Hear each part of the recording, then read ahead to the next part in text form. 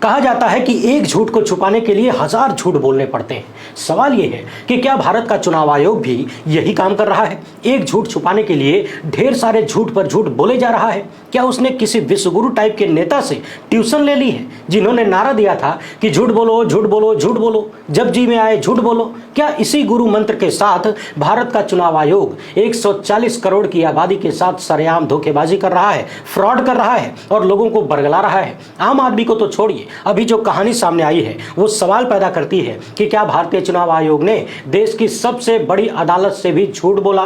क्या चुनाव आयोग ने सुप्रीम कोर्ट के चीफ जस्टिस DY चंद्रचूड़ से भी झूठ बोला, उनके साथ भी फ्रॉड किया? 10 साल पहले कोई आया था भारत को विश्वगुरु बनाने का सपना लेकर, अब विश्वगुरु की जगह विकसित भारत का सपना बेचा जा रहा है। मगर सवाल यह है कि क्या भारत को झूठ बोलने में विश्वगुरु बनाना है? कुछ महीने पहले ही सुप्रीम कोर्ट ने डबल इंजन को फटकार लगाई कि बिल्किस बानो के हत्यारों और बलात्कारियों को समय से पहले छुड़ाने के लिए भाजपाई सत्ता ने सुप्रीम कोर्ट से फ्रॉड किया, आंकड़े छुपाए, तथ्य छुपाए। इसके बाद आपने देखा स्टेट बैंक ऑफ इंडिया ने सुप्रीम कोर्ट से फ्रॉड किया, झूठ बोला। अब वही काम करने का आरोप चुनाव आयोग पर लग रहा है। मगर चौंकाने वाली बात यह है कि उसका झूठ उसी के मुंह से पकड़ा जा रहा है। देश के सबसे बड़े चुनाव को लेकर और इसमें चुनाव आयोग की संदेहास्पद भूमिका को लेकर लगातार चिंताएं बढ़ती जा रही हैं। कहीं से कोई जवाब नहीं मिल रहा है, बल्कि हर दिन चुनाव आयोग चीजों को, सवालों को और ज्यादा उलझाता हुआ जा रहा है। आज का मसला चुनाव आयोग का सबसे खतरनाक वाला मामला है। बेहद आसान भाषा में आपको बताने की कोशिश करूंगा, एक एक शब्द को ध्यान से सुनते जाइए। इसके साथ ही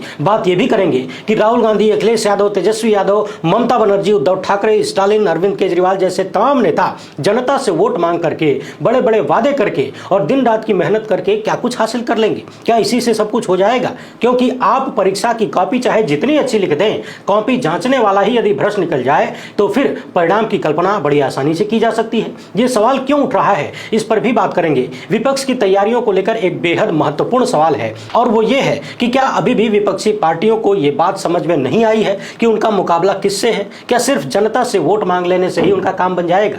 जिस संविधान को लेकर राहुल गांधी घूम रहे हैं, क्या उसकी रक्षा हो जाएगी? काफी महत्वपूर्ण चर्चा होने जा रही है, इसलिए आप सभी दर्शकों से अपील है कि अंत तक देखिएगा। बेहद ध्यान से सुनने की जरूरत है। मगर उससे पहले आप सभी से अनुरोध है कि वीडियो को अभी लाइक कर दीजिए। पहली बार देख रहे हैं तो चैनल को सब्सक्राइब करके घंटा बजा दीजिएगा टन से। आज की तारीख में इससे ज्यादा चिंताजनक कुछ और हो नहीं सकता कि देश में इस तरह से लोकतांत्रिक प्रक्रियाओं और संवैधानिक संस्थाओं का पतन होता जा रहा है, मगर देश का गोदी मीडिया इन मुद्दों पर कभी बात ही नहीं करता। कहीं कोई चर्चा और कहीं कोई सवाल ही नहीं दिख रहा है। ऐसे में जरूरी है कि इतने बड़े देश में गिनती के ही सही जो लोग फिलहाल बोल रहे हैं, उन्हें आपका समर्थन मिले। हमारा काम पसंद आता हो तो इस QR कोड या फिर मोबाइल नंबर का प्रयोग करते हुए हमें आर्थिक सहयोग भेजने का प्रयास जरूर करें, क्योंकि हमारे पास सेठ का टेम्पो नहीं आता गड्डियों से भरा हुआ, और न ही इलेक्टोरल बॉन्ड जैसा कोई जुगाड़ है। वैसे ऐसा जुगाड़ हमें चाहिए भी नहीं, क्योंकि वो जुगाड़ मीडिया को गोदी मीडिया बना देता है, पत्रकार को लपड़झंडिस बना देता है। आगे की बातचीत को एकदम ध्यानपूर्वक सुनते जाइए, बीच में कोई खटर पटर मत करिएगा, क्योंकि क्रोनोलॉजी समझना बहुत महत्वपूर्ण है। एक के बाद एक जब चीजों को आप मैच कराएंगे,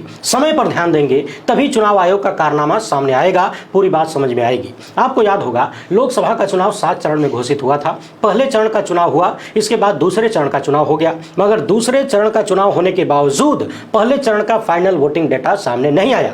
यानी प्रथम चरण के चुनाव के 11 दिन बाद चुनाव आयोग ने मतदाताओं की पूरी संख्या बताई, और वो भी प्रतिशत में, पूरा आंकड़ा नहीं दिया। तथा दूसरे चरण के बाद से 4 दिन बाद उसने प्रतिशत में आंकड़ा देना शुरू किया। आंकड़े पूरी तरह से यानी संख्या में, एब्सोल्यूट नंबर में नहीं दिए गए, और ये सारा काम भी लगातार हो हल्ला मचाने और सवाल करने के बाद शुरू हुआ। एक बात और ध्यान देने वाली है, एक तो जो काम अब तक 24 घंटे में होता था, वहां अधिक से अधिक 48 घंटे में होता था। उसके लिए पहली बार चुनाव आयोग ने 11 दिन का समय लिया। इसके अलावा उसने पूरी संख्या न बताकर प्रतिशत में आंकड़े दिए। और तीसरा सबसे बड़ा कांड हो गया कि वोटिंग प्रतिशत में 6% के आसपास बढ़ोतरी हो गई। हमने आपको बताया था कि शुरुआत के 4 चरण में ही 1 करोड़ 7 लाख वोट बढ़ गए। चुनाव आयोग पर जो नए आरोप लगे हैं उसमें हम 2 लोगों की बात करेंगे। एक है पत्रकार राजू परुलकर, जो कि लगातार इस मुद्दे पर खोजबीन कर रहे हैं और खुलकर लिख रहे हैं। दूसरे हैं TMC सांसद साकेत गोखले। इन्होंने भी काफी महत्वपूर्ण सवाल सामने रखा है। इन दोनों के सवालों और एनालिसिस पर जाने से पहले एक बात आपको बता दूं कि हाल ही में पूर्व मुख्य निर्वाचन आयुक्त SY कुरैशी ने एक इंटरव्यू में कहा कि ये जो वोटिंग का आंकड़ा है, जो डाटा है, ये लाइव चलता है, यानी उधर वोटिंग हो रही है, इधर कुछ मिनट बाद ही अपडेट होता रहता है। यानी चुनाव आयोग और उसके अधिकारी चाहें तो 5 मिनट के भीतर पूरा आंकड़ा सामने रख दें जैसे चुनाव खत्म होता है। तो अब सुनिए, चुनाव आयोग जब लगातार कई दिन बाद आंकड़ा देना शुरू करता है और जब लगातार उसके आंकड़ों में वोट बढ़ने लगे, तब देश भर के लोगों को संदेह हुआ कि आखिर इतने बड़े स्तर पर वोट कैसे बढ़ सकते हैं। यहां आधा प्रतिशत वोट बढ़ जाए तो चुनाव परिणाम बदल जाते हैं, सत्ता बदल जाती है। एक सीट की बात करें तो 2019 के लोकसभा चुनाव में ही उत्तर प्रदेश के मछली शहर की लोकसभा सीट भारतीय जनता पार्टी ने मात्र 181 वोटों से जीत ली थी। यानी चुनाव में एक वोट का बड़ा महत्व है और यहां चुनाव आयोग 6% वोट बढ़ा दे रहा है। तो जब ये सारे मामले सामने आए तो फिर एडीआर और कॉमन कॉज सुप्रीम कोर्ट पहुंचे। उन्होंने डिमांड की कि वोटिंग खत्म होने के बाद हर एक पोलिंग बूथ पर फॉर्म 17C के ऊपर वोटिंग का सारा आंकड़ा लिखा जाता है। यही फॉर्म 17C कैंडिडेट या उसके एजेंट को दिया जाता है और चुनाव आयोग भी अपने पास रखता है। क्योंकि चुनाव आयोग बड़ी मात्रा में वोटों को बढ़ा हुआ बता रहा है, बढ़ा हुआ प्रतिशत बता रहा है, वो भी 11 दिन बाद, तो इसके लिए जरूरी है कि फॉर्म 17C चुनाव आयोग जनता के सामने रख दे ताकि मिलान हो जाए। मगर सुप्रीम कोर्ट में चुनाव आयोग ने कह दिया कि हम फॉर्म 17C पब्लिक करने के लिए बाध्य नहीं है, जबकि ये अपने आप में एक झूठ बताया जा रहा है। दूसरी बात यह है कि जब पहली बार यह मामला चीफ जस्टिस DY चंद्रचूड़ के सामने गया तो चुनाव आयोग से पूछा गया कि यह आंकड़ा सामने रखने में आपको क्या दिक्कत है। तो चुनाव आयोग ने कहा कि हमको कोई दिक्कत नहीं है, बस इसमें समय लगेगा।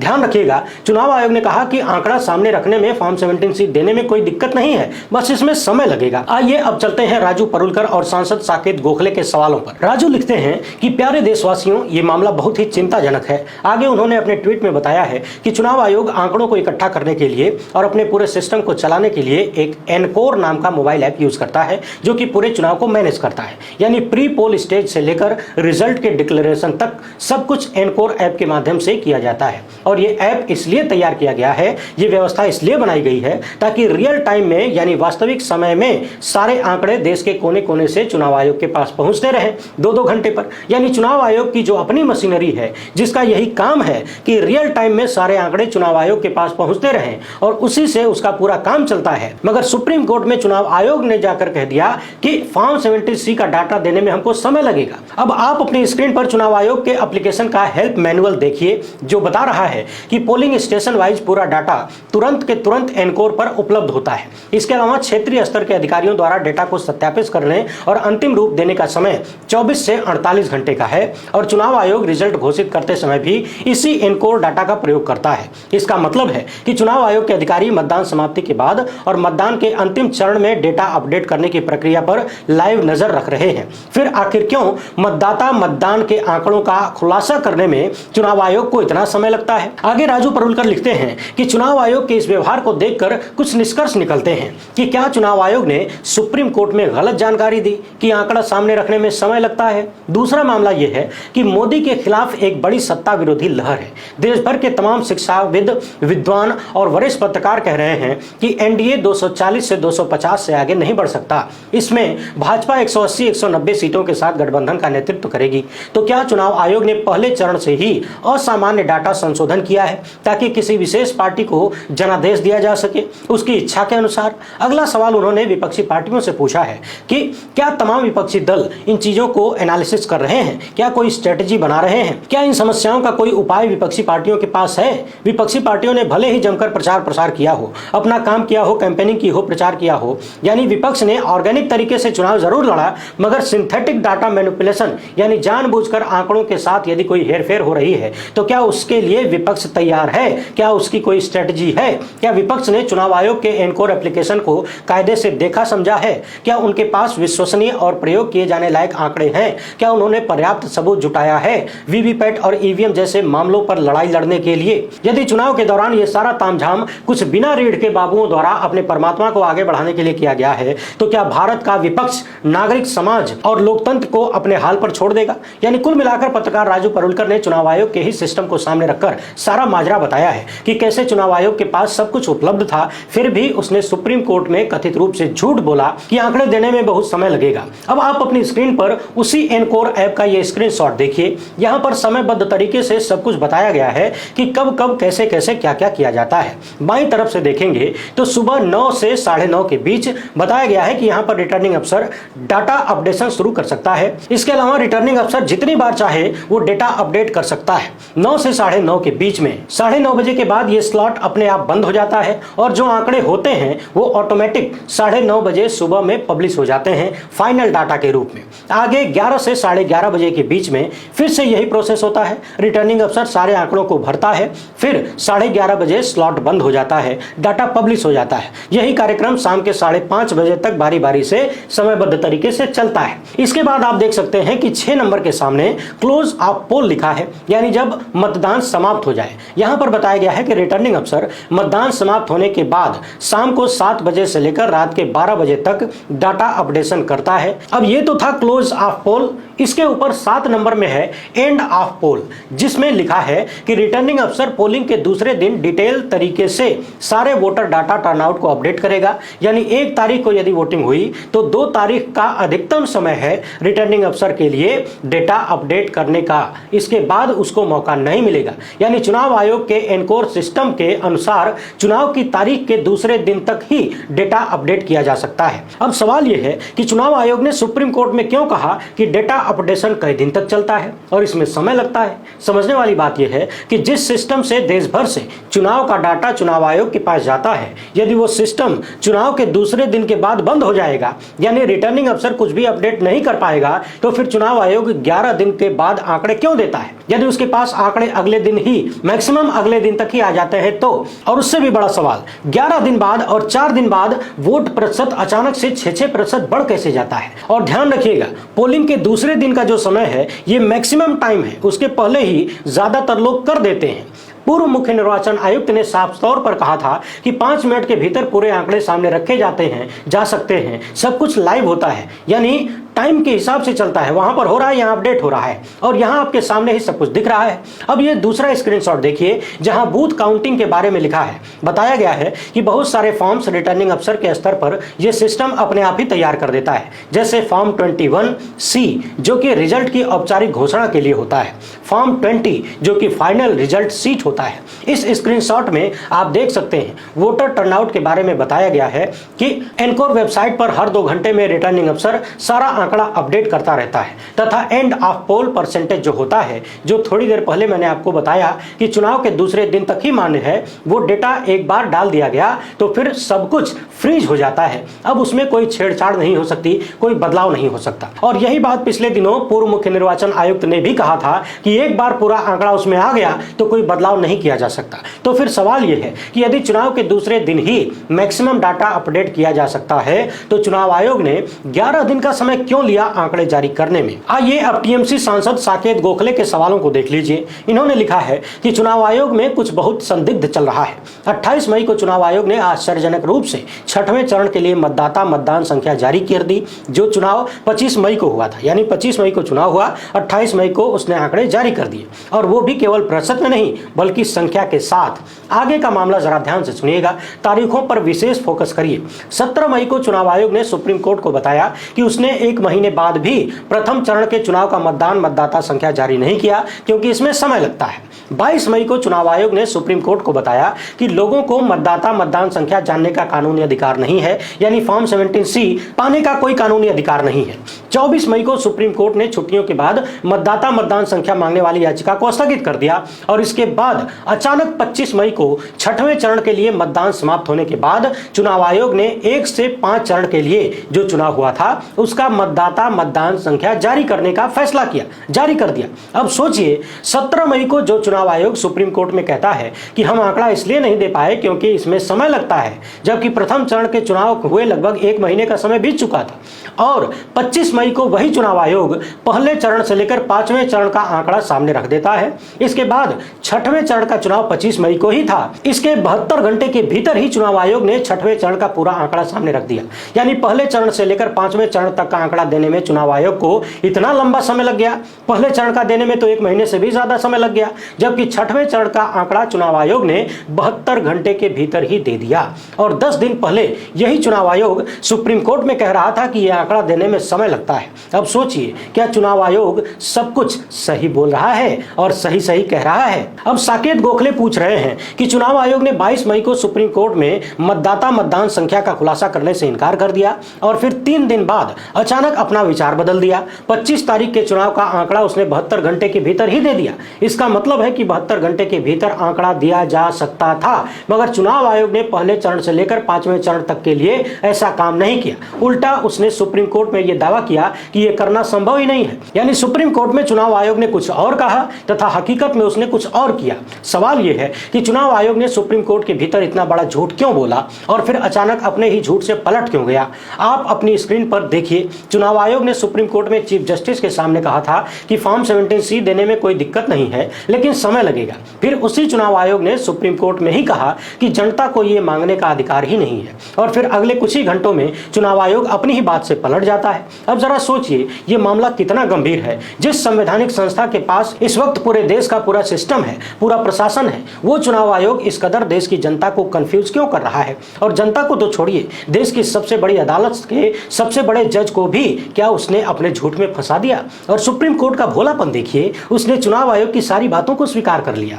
अब सवाल यह है कि क्या इस देश में कोई अदालत है चुनाव आयोग से यह पूछने के लिए कि पहले चरण का डेटा सामने रखने में चुनाव आयोग को 1 महीने से भी ज्यादा वक्त लग गया, 6वें चरण का डेटा उसने 3 दिन में ही कैसे दे दिया? और चुनाव आयोग का सिस्टम ही बता रहा है कि जिस दिन चुनाव हुआ उसके दूसरे दिन ही डेटा अपडेट किया जा सकता है। यानी यदि 1 तारीख को चुनाव हुआ तो 2 तारीख को हर हाल में पूरा आंकड़ा चुनाव आयोग के पास पहुंच जाएगा। उसके बाद डेटा अपडेट करने का सिस्टम ही बंद हो जाएगा, वो फ्रीज हो जाएगा। और 6वें चरण में चुनाव आयोग ने यह काम करके दिखा भी दिया। 72 घंटे के भीतर उसने पूरा आंकड़ा दे दिया। यानी कि चुनाव आयोग की वेबसाइट एनकोर पर जो बातें लिखी हैं वो पूरी तरह से सही हैं। अब तक की चीजों को देखने के बाद यदि कुछ गलत नजर आता है तो वो है चुनाव आयोग का रवैया, देश के लोकतंत्र के साथ उसका व्यवहार और देश के मालिक यानी जनता को ट्रीट करने का तरीका।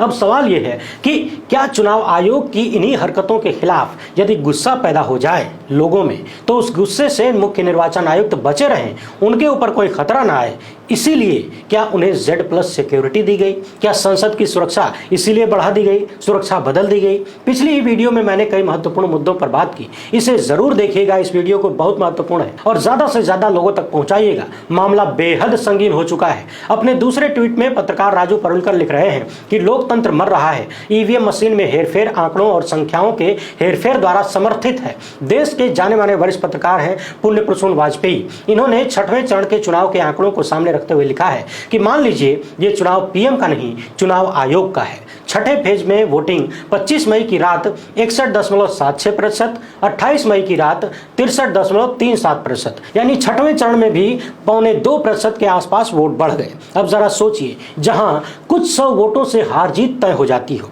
जहां दशमलव के प्रतिशत में वोट बढ़ जाने घट जाने से सत्ता परिवर्तन हो जाता हो, वहां 6% वोट बढ़ जा रहे हैं, और वो भी वोटिंग के 10-11 दिन बाद। क्या ये सारे सवाल संदेह पैदा करने वाले नहीं हैं? सीधे सीधे चुनाव आयोग की तमाम हरकतें उसके झूठों को साबित करते हुए दिख रही हैं। देश भर के तमाम अधिकारी, तमाम जागरूक नागरिक और पत्रकार लगातार सवाल कर रहे हैं कि चुनाव आयोग सामने आकर जवाब क्यों नहीं देता, जबकि पिछले चुनाव तक हर एक चरण के मतदान के बाद प्रेस कॉन्फ्रेंस होती थी, सारे आंकड़े सामने रखे जाते थे, देश भर के पत्रकार सवाल करते थे। मगर इस बार ऐसा कुछ भी नहीं हो रहा है। उल्टे आंकड़े छिपाए जा रहे हैं, बरगलाए जा रहे हैं, बढ़ाए जा रहे हैं, और बताने के साथ साथ बहुत बड़ा खेला भी सामने आ रहा है। अब सवाल विपक्षी पार्टी और विपक्ष के नेताओं से है कि क्या वो लोग इन चीजों के लिए तैयार हैं, या फिर सच में इस देश के लोकतंत्र और इस देश की जनता को भाग्य भरोसे छोड़ने के विचार में है।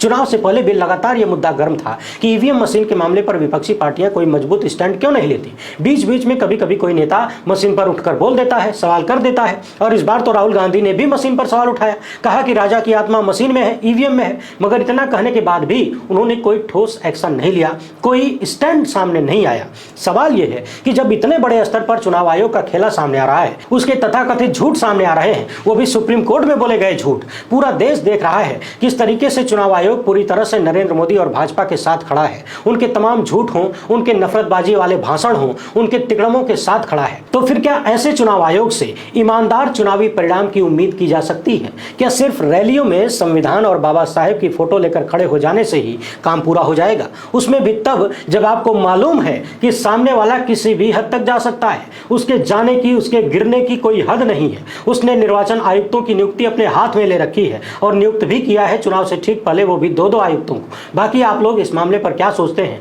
अपनी राय कमेंट बॉक्स में जरूर लिखिएगा। एक बार फिर से अपील है, आपके व्हाट्सएप पर जितने भी ग्रुप हैं, जितने भी कॉन्टेक्ट हैं, सबको ये वीडियो भेजिए। हर एक रिश्तेदार, दोस्त, साथी, मित्र के पास भेजिए। ज्यादा से ज्यादा लोगों को जागरूक करिए। आज के वक्त में जागरूकता ही असली जंग है।